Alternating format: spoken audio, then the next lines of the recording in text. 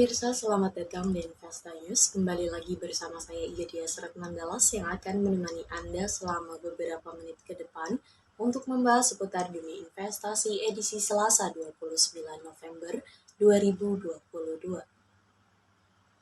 Berita pertama pada hari ini, indeks harga saham gabungan ditutup melemah pada perdagangan awal pekan ini. IHSG terpantau mengalami koreksi sebesar 0,51% yang membawanya ke posisi 7.017,36. Adapun rentan pergerakan hariannya antara 7.011,45 hingga 7.083,38. Sektor teknologi membawa IHSG ke zona merah dengan koreksi paling dalam yakni sebesar 3,83% dan juga sektor infrastruktur yang melemah 1,29%. Kapitalisasi pasar di bursa tercatat sebesar 9.495,95 triliun rupiah. Saham PT Gojek Tokopedia menjadi salah satu pemberat bagi indeks komposit dan terpantau anjlok 6,49%. Selain pelemahan, volume perdagangan saham Goto juga cukup banyak hingga 1,65 miliar saham dengan nilai 293,81 miliar rupiah. Berdasarkan nilai transaksi saham PT Bank Rakyat Indonesia banyak ditransaksikan yakni mencapai 934,89 miliar rupiah. Saham BBRI menguat 1,47%. Lalu diikuti saham PT Bank Sentral Asia yang diperdagangkan 703,07 miliar rupiah. Saham BBCA pun menguat 0,56%. Senin, indeks utama bursa Asia cenderung di zona merah. Hanya Straits Times yang menguat tipis 0,06%. Pelaku pasar mencermati data perekonomian Cina yang menunjukkan gambaran pertumbuhan yang lebih rendah untuk waktu yang lebih lama dalam menghadapi pembatasan akibat virus COVID-19. Selain itu, meningkatnya kerusuhan di Cina dalam bentuk protes di beberapa kota telah menjadi tekanan bagi pihak berwenang untuk membuka kembali pembatasan. Namun, tampaknya hal tersebut kecil kemungkinannya mengingat rekor kasus tinggi saat ini. Sementara itu, bursa saham Amerika Serikat cenderung variatif pada Jumat lalu. Berita selanjutnya datang dari proyeksi IHSG, indeks harga saham gabungan kembali terkapar di zona merah pada awal pekan ini. IHSG turun 0,51%, namun investor asing masih mencatatkan pembelian dengan nilai bersih 428,12 miliar rupiah.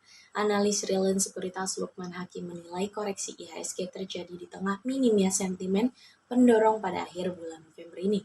IHSG juga tergerus oleh pelemahan saham-saham teknologi seperti Goto dan Buka, diikuti oleh saham bank digital seperti BBYP, Agro, dan juga Arto. Para investor beralih pada saham-saham perbankan yang lebih defensif seperti BBRI dan juga BBCA di tengah suku bunga yang tinggi. Lukman menilai saat ini sentimen di pasar saham masih beragam. Salah satunya sentimen demonstrasi yang terjadi di Cina akibat kebijakan lockdown. Selain itu, beberapa negara di Eropa masih menunggu rilisnya data inflasi yang diperkirakan masih akan tinggi. Analis MNC Sekuritas Herditya Wicaksana mengatakan, merebaknya kembali kasus COVID-19 di Cina berpeluang memicu perlambatan pertumbuhan ekonomi Cina atau bahkan secara global. Karena itu, pergerakan indeks harga saham gabungan pada Selasa masih akan didominasi oleh sentimen global. Prediksi Herditya, IHSG hari ini akan bergerak di rentan 6.955 hingga 7.100. Sementara itu, Lukman memperkirakan IHSG masih akan melemah dan bergerak di rentan 6.970 hingga 7.050. Jika hitungan analis Panin Sekuritas Christian Anderson Yuwono, IHSG hari ini akan bergerak dengan support 6.966 dan resisten di 7.100. Sentimen negatif juga berasal dari sikap pelaku pasar yang sedang mencermati hasil upah dasar 2023 mendatang. Kenaikan tingkat upah ini akan berdampak terhadap membengkaknya beban operasional emiten. Sementara itu, bursa regional akan dipengaruhi pertemuan The Fed pada Rabu yang akan membahas kebijakan moneter dan juga tenaga kerja. Untuk perdagangan hari ini, Christian menyarankan investor mencermati saham KLPF, TLKM, DMAS, BPTN, dan juga CPIN. Sedangkan Lukman merekomendasikan PTRO, BBRI, BBCA, dan MPPA. Lalu Herditya menyarankan BYRD, ASII, dan juga BP. Beralih pada sektor komoditas, harga emas dunia terpantau berbalik menguat pada perdagangan awal pekan di tengah pelemahan indeks dolar Amerika Serikat. Selain itu, kenaikan harga emas ditopang oleh kembali memanasnya perang antara Rusia dan juga Ukraina. Hingga Senin, perang tersebut telah berlangsung selama 278 hari. Presiden Ukraina Volodymyr Zelensky menuding Rusia berencana meluncurkan serangan rudal baru ke negaranya. Pada perdagangan Senin, kontrak emas paling aktif pengiriman Desember di divisi COMEX New York Exchange terkerek 5,95 US dollar menjadi 1.756,65 US dollar per troy ounce. Sementara itu di pasar spot harga emas juga naik 5,83 US dollar ke level 1.756,84 US dollar per troy ounce. Adapun indeks dolar Amerika Serikat jatuh 0,05%. Dari dalam negeri, harga dasar emas 24 karat antam ukuran 1 gram dijual senilai Rp979.000, turun Rp2.000 dari posisi sebelumnya.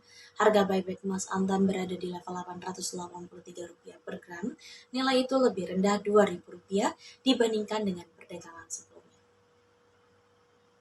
Selanjutnya pada sektor komoditas yang kedua, harga minyak mentah dunia melemah pada perdagangan Senin. Pergerakan minyak masih terbebani kekhawatiran turunnya permintaan dari Cina, terutama setelah adanya aksi protes di sejumlah wilayah terkait kebijakan ketat COVID-19 di negeri Pandai yang membuat aktivitas sangat terbatas.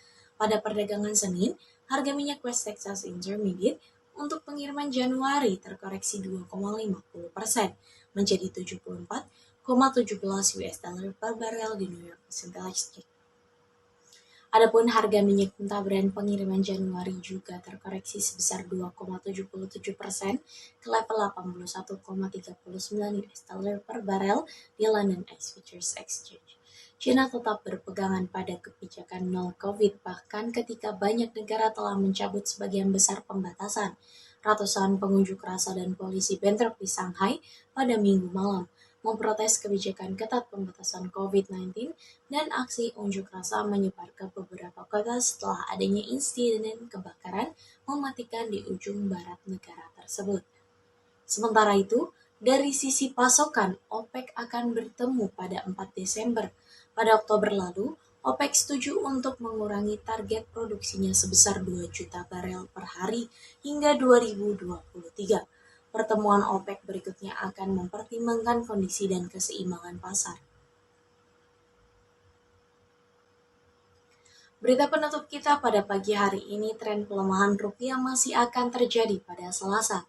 Pelaku pasar kembali tak yakin dengan mata uang negara berkembang lantaran kasus COVID-19 di Cina kembali naik. Analis DCFX Futures Lukman Leong mengatakan, ke depan pasar akan mengantisipasi rilis data inflasi November Indonesia yang diperkirakan menurun, yakni di kisaran 5,4% hingga 5,6% dari sebelumnya 5,7%. Ini menunjukkan meredanya tekanan harga. Lukman berkata sentimen internal masih cenderung negatif. Ini nampak dari aksi asing yang terus melepas kepemilikannya dari surat berharga negara. Direktur Laba Forexindo Berjangka Ibrahim Aswabi justru melihat ketergantungan Indonesia kepada luar negeri relatif kecil, membuat harapan bagi rupiah. Tapi mau tidak mau tren perlambatan ekonomi akan terjadi di Indonesia. Kalau Ibrahim berkata rupiah juga hilang pamor karena pembatasan yang ketat di Cina, bahkan masyarakat di Cina mulai melakukan demonstrasi. Pemerintah Cina juga kembali melakukan sejumlah cara untuk menghidupkan kembali ekonomi. Bank Sentral China People's Bank of China akan memangkas rasio persyaratan cadangan untuk bank sebesar 25 basis poin yang akan mulai efektif pada 5 Desember. Ibrahim memperkirakan rupiah hari ini akan melemah di Rp15.700 hingga Rp15.770 per dolar Amerika Serikat. Jika Lukman memprediksikan rupiah di 15.650 hingga 15.800. Rupiah di pasar spot pada hari Senin melemah 0,31%, sedangkan kurs rupiah di Register Bank Indonesia melemah 0,39%. Berita tersebut sekaligus menjadi berita penutup kita pada perjumpaan kali ini. Saya Gedia Sretnandalas pamit undur diri, sampai jumpa.